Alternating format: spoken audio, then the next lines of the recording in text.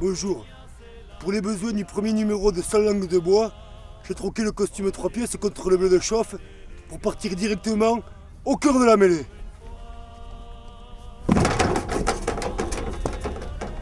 Après ce blanc closcage les familles, partons à la rencontre de Robert Fassonette qui va nous parler du rugby à 13 fauteuils, une discipline trop méconnue. Bonjour Robert. Bonjour. Je suis très fier d'être avec toi aujourd'hui. Avant de rentrer dans le vif du sujet, de parler un peu plus en détail du rugby à 13 fauteuils, j'aimerais un peu te présenter pour les quelques personnes qui ne te connaissent pas encore.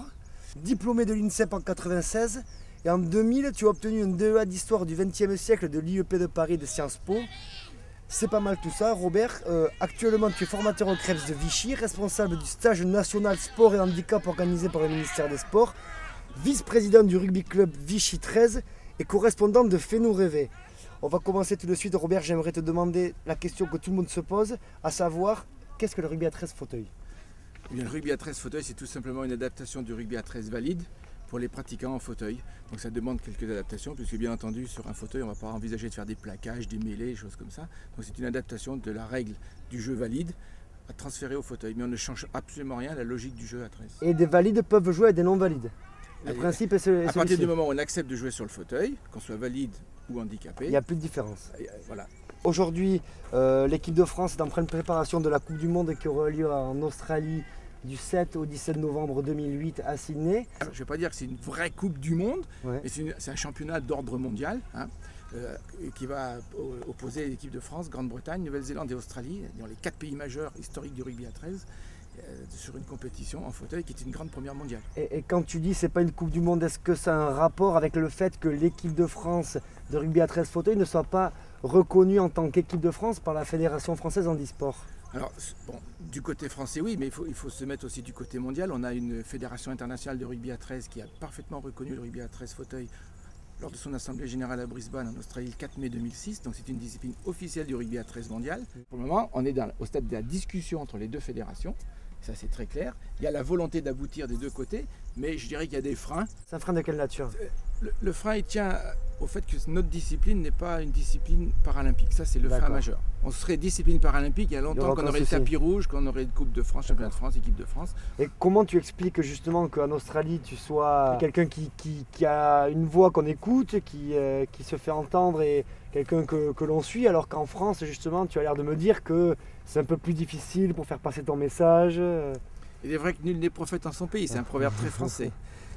Quand je suis arrivé à Vichy en 1999, les gens du club de 13 local essayaient de s'implanter. Du 13 valide? Oui, du 13 valide. Hein. En 99, il n'y avait pas encore de 13 fauteuils. Et donc c'était Wally Salvant, parce que l'idée elle vient de lui, il faudrait qu'on fasse du rugby à 13 sur fauteuil pour le Téléthon, histoire qu'on parle du rugby à 13 d'une façon recevable, acceptable. Justement, quand on parle de Wally Salvant, souvent son nom revient comme celui qui a inventé le sport. Tu vas me dire si c'est inventer le terme approprié. En tout cas, c'est lui qui a la paternité de ce sport, de ce concept nouveau qui était le rugby à 13 fauteuils à l'époque.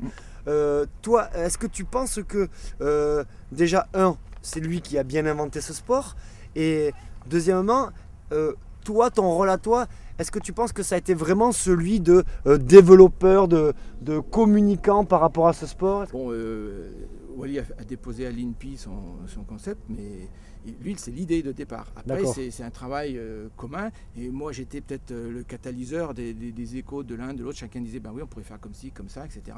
Et au bout d'un moment, je dis, ben oui, on peut faire comme ci, comme ça, parce qu'il faut écrire les règles. Toi, tu as mis en forme, en fait, le concept initial de Wally. C'est ça, on pourra dire ça, mais c'est vraiment un travail commun. L'idée d'origine, c'est Wally, et après, c'est un travail commun entre tout le monde. Et puis, il y a forcément... S'il n'y a pas un chef d'orchestre, à un moment donné, tout le monde part dans tous les sens. Donc moi, je me considère un peu comme le chef d'orchestre de l'écriture définitive des règlements. Quoi. Et concrètement, aujourd'hui, alors qui s'occupe de l'équipe de France? Est-ce que c'est Wally ou est-ce que c'est toi qui dirige? Tous les deux. Tous les deux. Lui, il a la partie plus contact des joueurs, sélection. Et puis moi, j'ai toute la partie communication, communication, logistique. Logistique, voilà, c'est ça. On se répartit les tâches un peu. Là. On est tous les deux, dans l'état actuel des choses, on est tous les deux les deux chevilles ouvrières. Les deux charnières qui permettent à la porte de tenir sur le mur. D'accord. Est-ce que les charnières fonctionnent bien ensemble? Ah oui, ça se passe bien? Je ne dis pas que c'est toujours rose. Pour apprécier le beau temps, il faut qu'il y ait un orage avant. Bien sûr, bien sûr. C'est une jolie pirouette. Robert, donc la Coupe du Monde de rugby à 13 fauteuils aura lieu en Australie du 7 au 17 novembre 2008 à Sydney. Est-ce que tu peux un peu nous lister les chances de cette équipe? Quels sont ses objectifs? Est-ce que c'est juste de faire bonne figure? Comme disait le baron de Coubertin, l'important c'est de participer, ou l'important est-ce que c'est de gagner pour montrer que le rugby à 13 fauteuils a sa place et qu'il mérite d'être reconnu par la fédération handi, qui mérite qu'il y ait une légitimité? Donc sur le papier, on n'est pas challenger, on est favori sur le papier. Tous ceux qui vont, et j'espère que les autres c'est pareil, parce qu'il faut y aller pour mettre au maximum de chances de son côté. C'est sûr. Par contre, quand on sort du terrain, si jamais on n'avait pas gagné, si on peut se regarder dans la glace et dire on a mis tout ce qu'on a pu, ils sont plus forts, pas de problème. C'est le but du sport, tout donner, surtout en rugby où voilà. On sait qu'il y a certaines valeurs qu'il ne faut pas galvauder. Voilà. Bon, Robert, dernière question avant le pour ou contre. Que penses-tu toi du quad rugby? Pour faire du rugby, c'est passe en arrière, règle du hors-jeu, je ne peux pas jouer si je suis devant, et je ne plaque que le seul porteur de balle. Or, au quad rugby, on a déjà un ballon de volée qu'on passe vers l'avant, et tous les fauteuils frappent tous les fauteuils, et il n'y a pas de règle du hors-jeu. Donc, tu penses que l'appellation est complètement usurpée? Pour moi, c'est une imposture sémantique, c'est-à-dire que c'est pas le bon mot pour un super sport. D'accord. Tu es vraiment un puriste. C'est vraiment au niveau du nom lui-même que ça pose problème. La discipline, alors, toi, tu es totalement pour, mais il faudrait changer le nom. Alors, juste un brin d'histoire.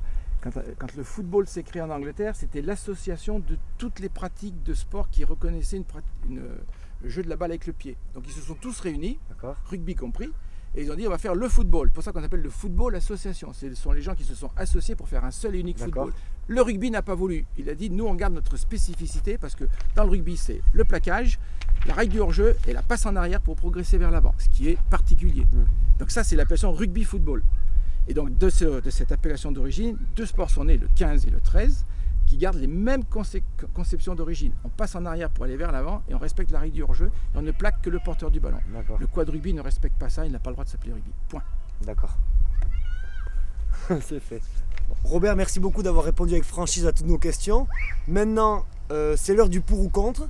Donc je t'explique le principe. Je te pose des questions, tu réponds par pour ou par contre. D'accord. C'est simple. Pour ou contre Wallis Alvan comme sélectionneur de l'équipe de France de rugby à 13 fauteuils? Pour. Pour ou contre le poste de sélectionneur si jamais on te le propose? Ni pour ni contre, c'est pas dans l'air du temps. Ah, pour ou contre? Ouais, pour. Pour. Pour ou contre le quad rugby? Pour. Pour ou contre le rugby à 13 fauteuils affilié à la FFH? Pour. Pour ou contre le dernier album de Carla Bruni? J'ai pas écouté. Pour ou contre? Forcément pour, parce que tout le monde a sa chance. Pour ou contre la langue de bois? Alors contre. D'accord. Ok, merci. Merci Robert d'être prêté au jeu du pour ou contre sans langue de bois. Maintenant, c'est l'heure de notre dernière rubrique, le renvoi au 22. Tu as 30 secondes pour nous dire tout ce qui te passe par la tête, tous les messages que tu as envie de faire passer. À toi de beauté, Robert. Donc en 30 secondes, pour l'avenir du rugby à 13 fauteuils, si une chose pouvait l'aider, ce serait que, compte tenu du statut du rugby à 13 valide en Angleterre, qui est le deuxième sport derrière le football, en matière de médiatisation et de soutien public, cette importance du rugby à 13 en Angleterre puisse déboucher sur la mise au programme des Jeux paralympiques de Londres en 2012, du rugby à 13 comme sport de démonstration en paralympique. Ça, ce serait le meilleur avenir possible, et là, ça réglerait tous les problèmes, parce que tout le monde serait d'accord après pour le développer. Merci beaucoup Robert d'avoir répondu sans langue de bois à notre interview. On se tiendra informé de l'évolution du rugby à 13 fauteuils et des résultats à la Coupe du Monde. On espère te revoir très bientôt pour une nouvelle interview sans langue de bois. Avec plaisir. Et merci.